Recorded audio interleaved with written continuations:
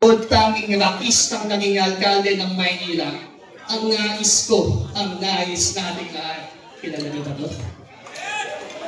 Ito na po siya, ang walang katumbas at ang magbabalik, Mayor Isko Moreno Domagoso.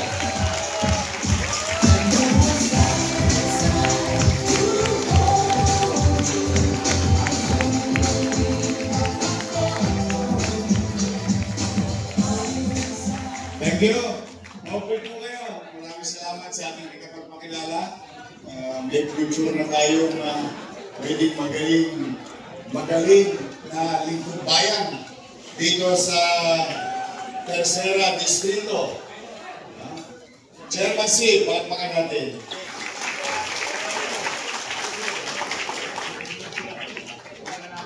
Sabi sa Cantonese,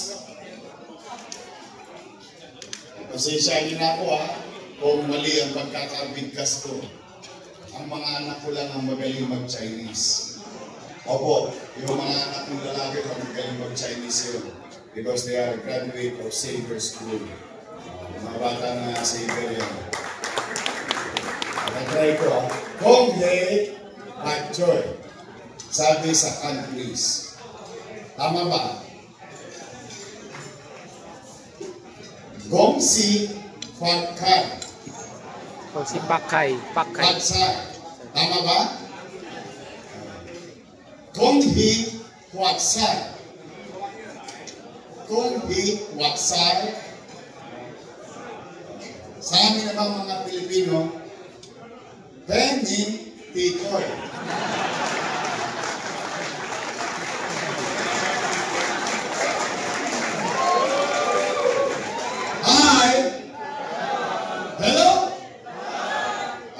Napagod ba kayo maglakad? For the first time, hindi kayo nakakita ng motorcade. Nagparala tayo, naglakad tayo. Because we wanted to make our community feel that we are celebrating with them. Not only for other reason, but of course, being with them. Sa kalsada, sa tindahan, sa bahay at tahanan ng bawat Filipino-Chinese community na nagse-celebrate dito sa downtown, dito sa Chinatown. Kaya sa inyong lahat na mga nagpunta rito, maraming salamat sa bawat isa sa inyo. Palakpakan natin ang ating mga organizer. And I would like to give special mention to our guests, our visitors, particular na sa ating mga Chamber of Commerce, ang ating 30 years ng kaibigan. Opo, maaaring magtataka kayo, bata ako, matanda siya, pero matagal na kami magkakilala noong panahon pa ng Dutch Entertainment. Maalala niyo si Kuya Germs, laging may binibigay na birch tree, o meron din siyang binibigay na toothpaste. Happy toothpaste. Of course, Cecilio Pedro, palakpakan natin. Ang ating kaibigan Samuel Uy, ang Chamber of Business Club, Chinese Business Club, sa ating grupo Shanghai Shen, Dr. Jubilee Siap, President ng ISRIA, Paigo Basketball Team Boyka, at sa mga iba pang mga Filipino-Chinese group and association na naparito.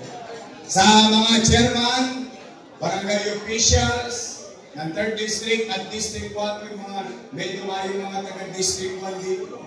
O shout out naman sa mga barangay chairman, kagawad ng District 1. Maraming salamat sa pakikiisa ninyo dito sa ating celebration. To our friends who greeted us, and on behalf of my friend who is in Singapore right now, and hopefully may awa ang Diyos ay siya'y gumaling sa lalong madaling panahon, ang ating kaibigan si Willie Ong. Sa ating kaibigan, naipit lang siya, pero pinababati niya pagbati rin sa atin ng ating senador Bongo sa ating lahat. Kay Kuya Ipe, Philip Salvador, mas maganda yata Philip Senador. Yeah? Kaysa Philip Salvador. Philip Senador. Ang ating kaibigan, ang kuya namin sa industrial, at nakasama ko rin siya nung nag-uumpisa pa lamang ako sa Pamilya Valderrama na isang pelikula produced by Seco Films noong araw.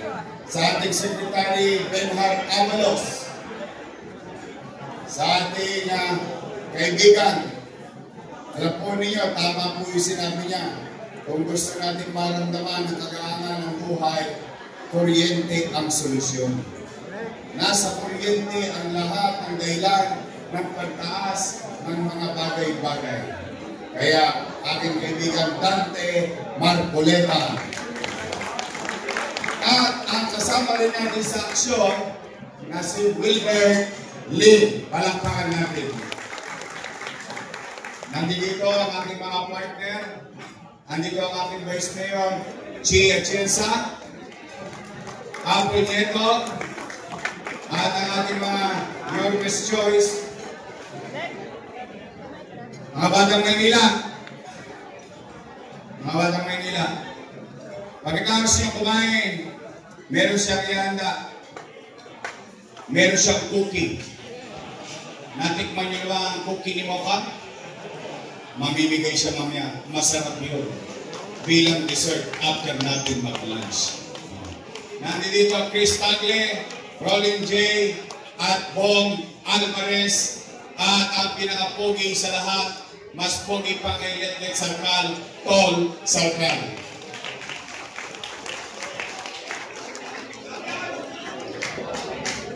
At siyempre, kung ako'y may partner sa Vice Mayor, no? Ako naman may tunay na partner. Gusto ko lang ipakilala sa inyo ang aking ex-girlfriend. Opo, ito bihira lumabas to. Pero para sa ating mga Filipino-Chinese community, no? Nakiisa siya, naglakad din siya. Ang aking ex-girlfriend na ngayon ay misis ko na. Miss Dani Domagoso.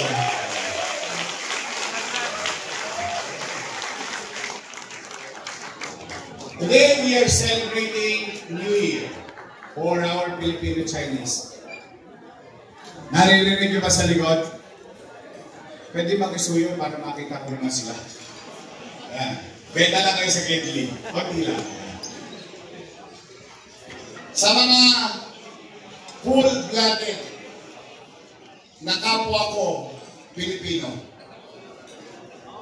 this is for you. I would like to remind you our long history and heritage with our Filipino-Chinese community here in Manila. One, it's the largest in the world. It's the biggest Filipino-Chinese or Chinatown in the world.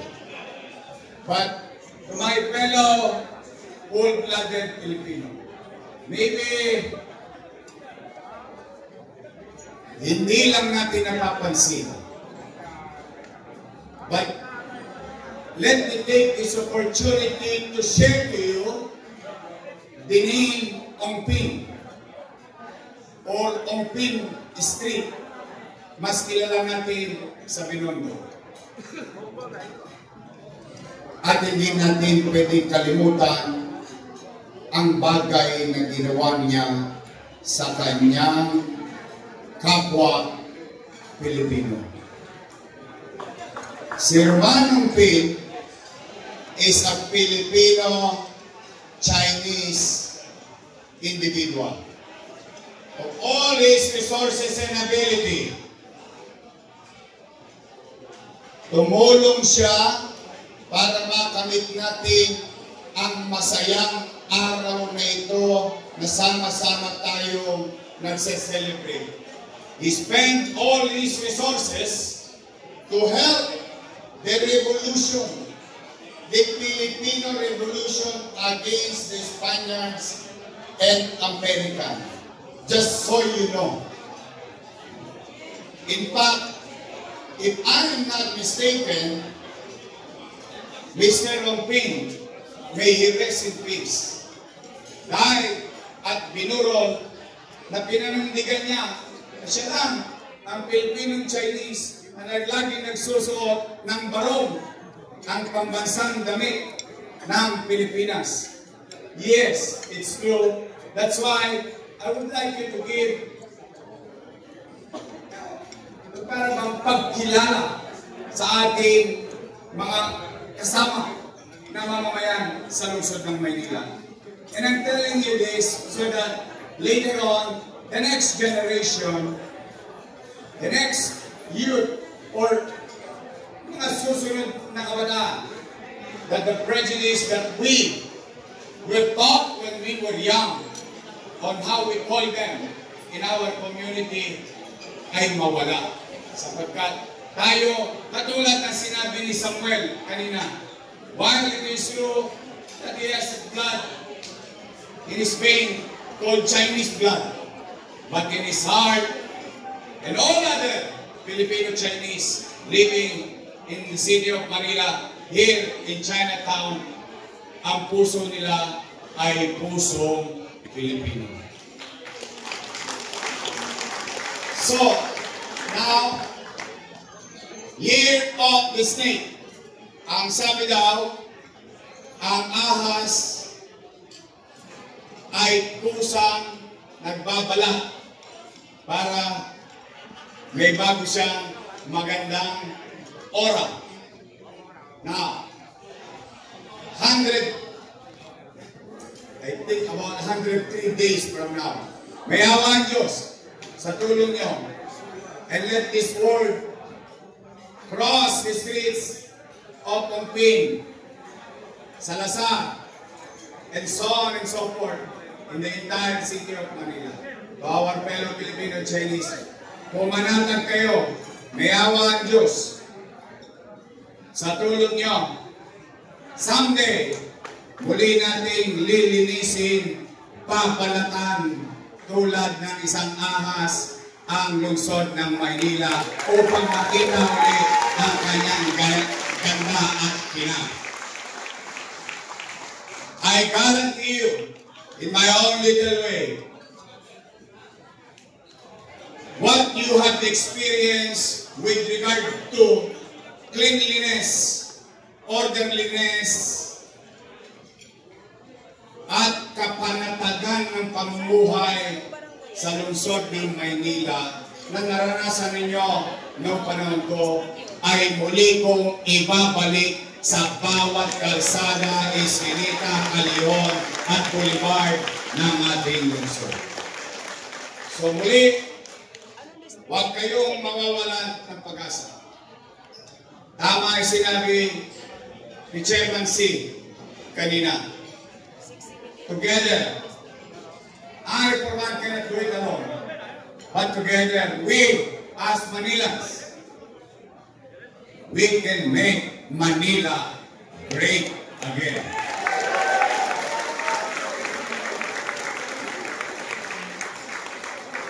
Lastly, to the business community who have experienced abuse from City Hall, I know most of you have experienced such thing nowadays.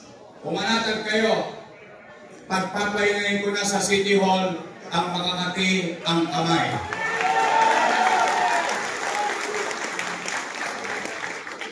And let be that my message to the entire Chinatown celebrating our Chinese New Year. And that can be a message to the entire city of Manila, to every businesses, to every taxpayers of the city of Manila.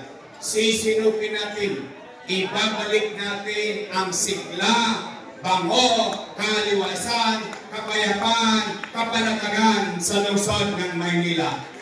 Happy New Year sa bawat isa sa inyo. May awa ang Diyos, makararaos tayong muli. Maraming salamat. Pagpalay nawa kayo ng Pong May Kapal. Manila! God first. Thank you. Maraming